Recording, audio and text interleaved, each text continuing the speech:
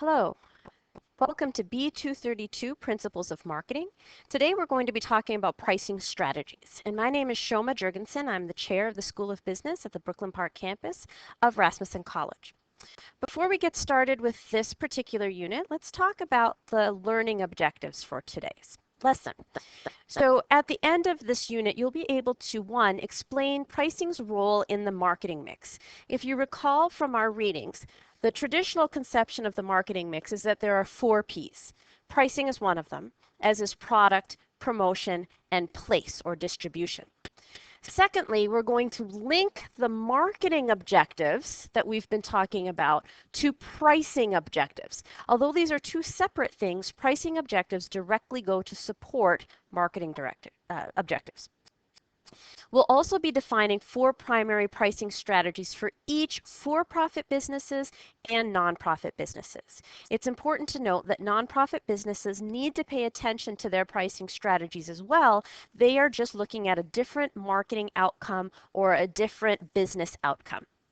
We'll also look at some alternate pricing strategies beyond the 4 that we'll look at for each for-profit or nonprofit that can be used in either case for either kind of business. And finally, you'll have an opportunity to practice what you learned by categorizing offerings into pricing strategies. And if you recall from our studies this quarter, instead of the word product, I'm using offering as a bundle of the physical product and the services offered by any organization. So let's take a look at some pricing basics. First, the price in the market mix is the only P that actually generates revenue. So what do I mean by this? Well, if you look at product and promotion and place, they all have one thing in common. They cost money. All right. It costs money to develop a product. It costs money to create advertising, to create sales materials, hire salespeople to sell it. Of course, if you're doing any promotional pricing, that will bring the cost down. Which is a pricing strategy. And then place, there is the cost of warehousing, moving your product from place to place in order to get it to the consumer. And sometimes you even have to pay slotting fees to retailers to showcase your product. Pricing, however, is directly connected to revenue. Okay, even if you have a sales promotion, that allowance or price discount goes into an expense category where the price or the money that you bring in for selling your offering goes into the revenue column. All right, not going to try and teach accounting here, but suffice it to say that it's very important to price your offering correctly to make sure you're meeting your marketing objectives. Right?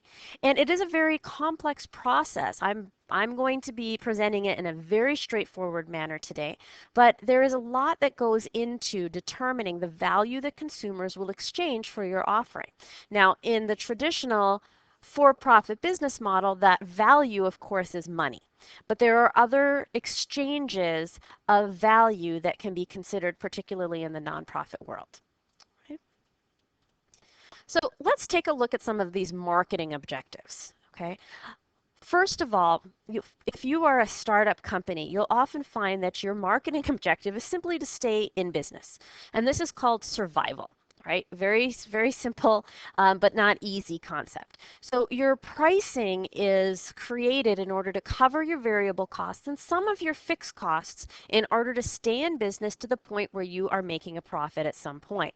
All right, you're keeping your prices fairly low, but you don't want to keep them so low that you get into 1, legal trouble for undercutting prices, or 2, you need to understand where it fits in terms of what your competitors are offering, because you don't want to devalue your offering and you don't want to be higher than your competitors as you're trying to build a name for yourself and survive in the industry.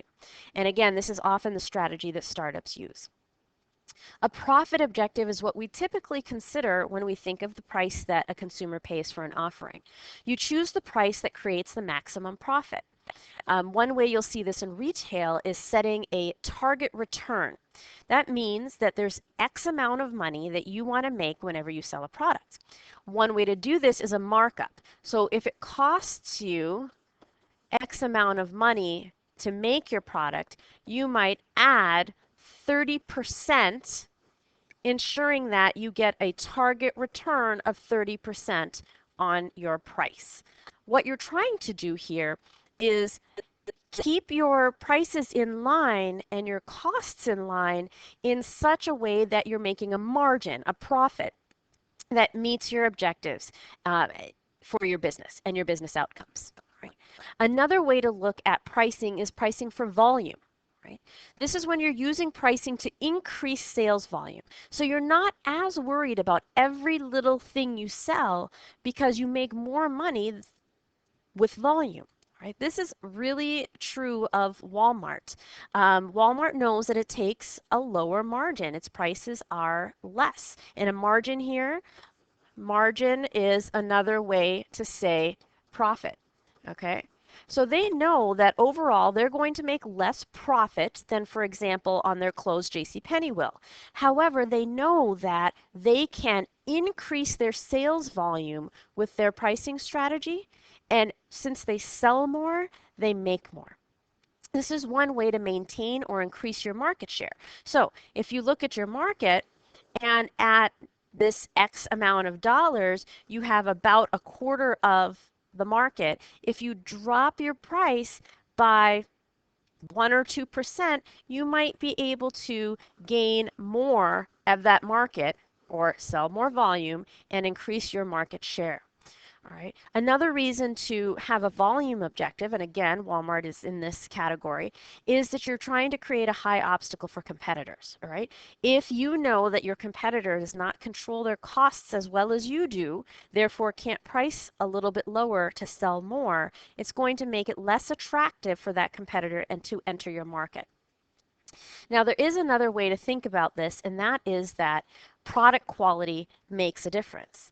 So in this case, you're charging, sometimes just immediately, high prices to cover higher performance quality, research and development, and branding. You will often see that drug manufacturers for prescriptions will certainly increase the price of their drug because of all the research and development that goes into it.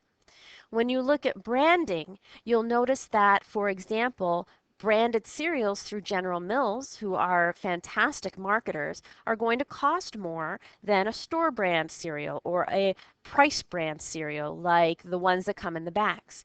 Right? So they're going to say, hey, yes, it's just all corn, but we're going to charge more because we know that there is a performance, a marketing, a branding quality that consumers are willing to pay.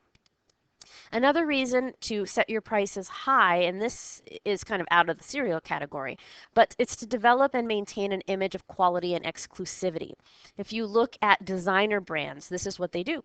They're not going to charge a lower price and sell in a discount warehouse because they want to maintain that image and that exclusivity that their consumers are willing to pay more money for. So let's look at some for-profit pricing strategies. And if you look here, the marketing strategies are predominant. You have quality, right, which we talked about, and price. But you've got two different options here. You're either pricing for, here you've got profit with skimming and premium pricing, or you're pricing for volume with penetration and economy pricing. All right, so let's take a look at what some of these mean. First of all, economy pricing is that low price, low quality. It's cheap stuff, right, that you can buy a lot of and you don't worry about it so much if it breaks or you need to replace it because it's cheap and you'll just buy more. All right, so low price, low quality, high volume. Premium pricing, and I'm kind of looking at these extremes right now, either the premium or the economy, and the premium pricing will have a high price for a high quality good. All right, so here you're looking at,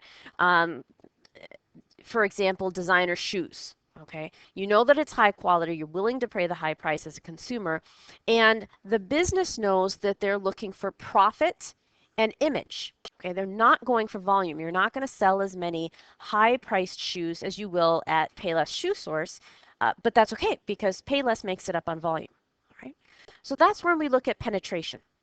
Now, although penetration is included in the high quality, low price, it doesn't always mean like the lowest price. Okay, you have good quality and you have a low price for it, so you're creating a value.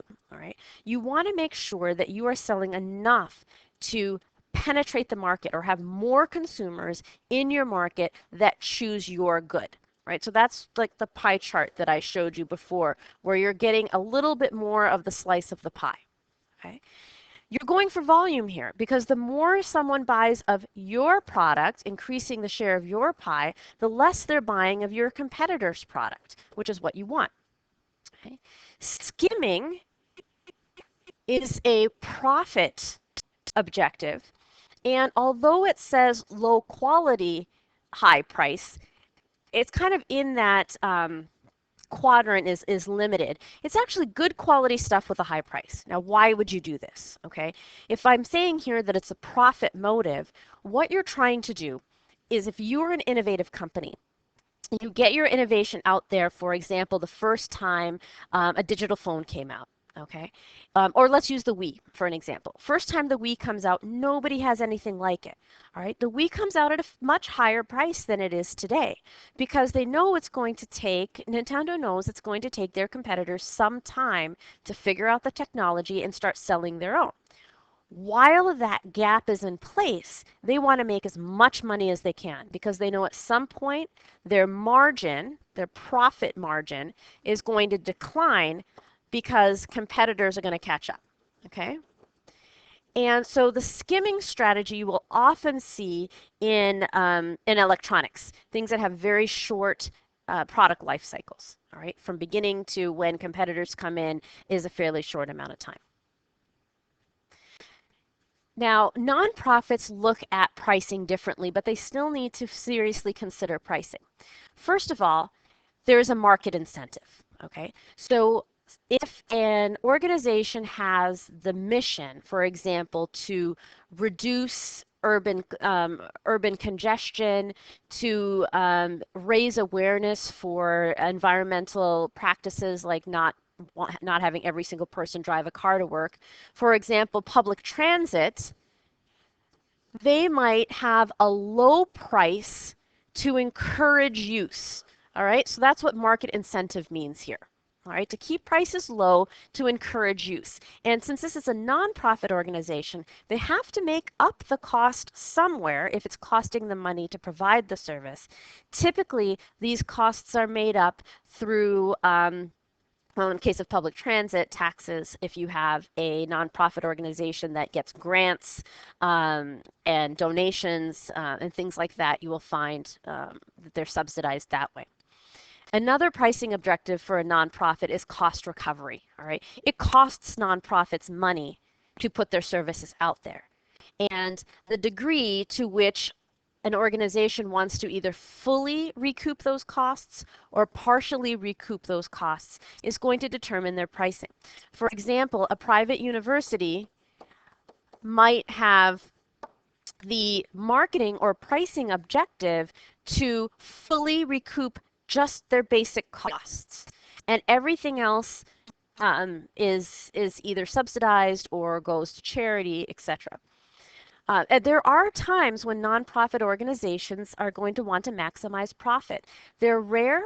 They're typically event specific. A really good example of this are fundraisers with like $100 a plate fundraisers, or a fundraiser where they're selling a table and they're charging like 80 bucks per seat, and it's a table of 8 or 10.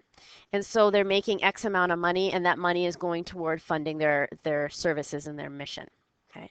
And there are volume objectives as well. For example, the Minnesota Orchestra has the objective that they want to either fully or partially cover their costs by ensuring that their concerts are as completely attended as possible.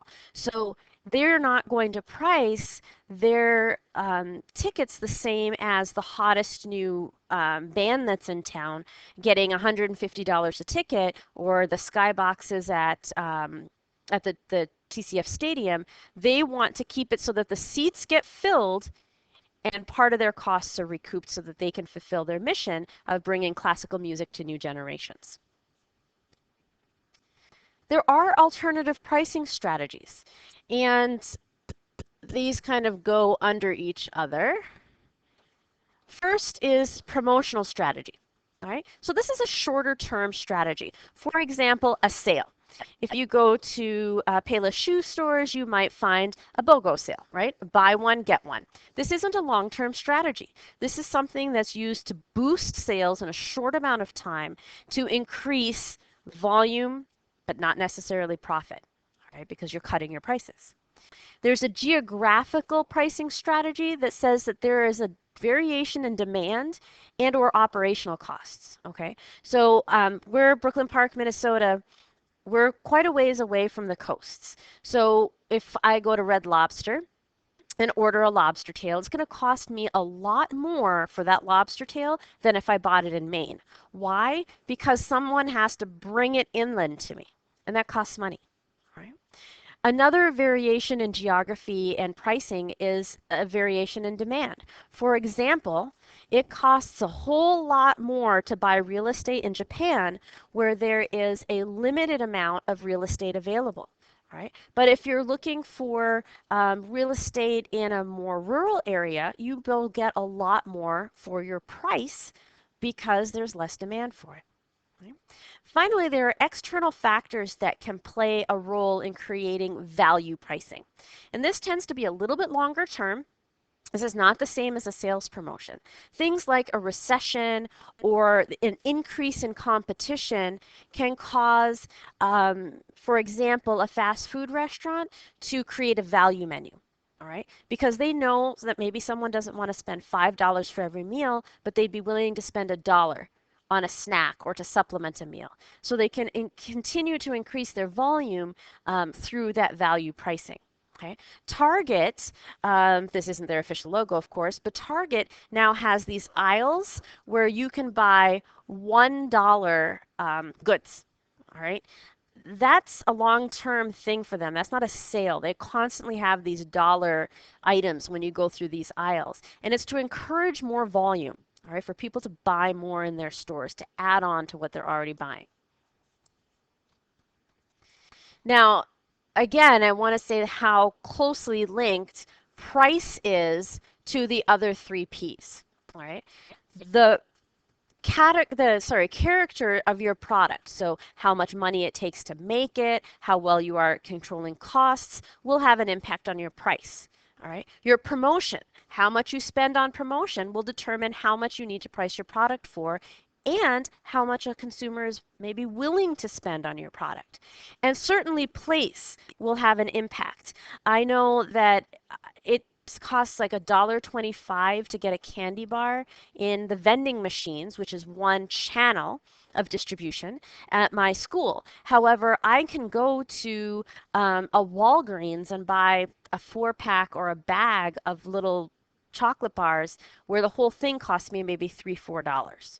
So the distribution channel also plays a role in what you price that particular good for. So now here's your chance to give yourself a try at figuring out where you might strategically place certain offerings. All right, so I would like you to take this list and write next to it whether you think it would be an A, B, C, D, E, F, or G. All right, and so Walmart store brand soup, Hampton Inn tries to fill rooms in the winter, iPad 3, Subway promotes a $1 breakfast menu, Lexus Coach Edition, 2-bedroom apartment in New York, a new fitness center opens and needs to increase market share. Each of these elements corresponds to one particular pricing strategy. Let's see how well you do. Thank you very much and look forward to talking with you more about marketing.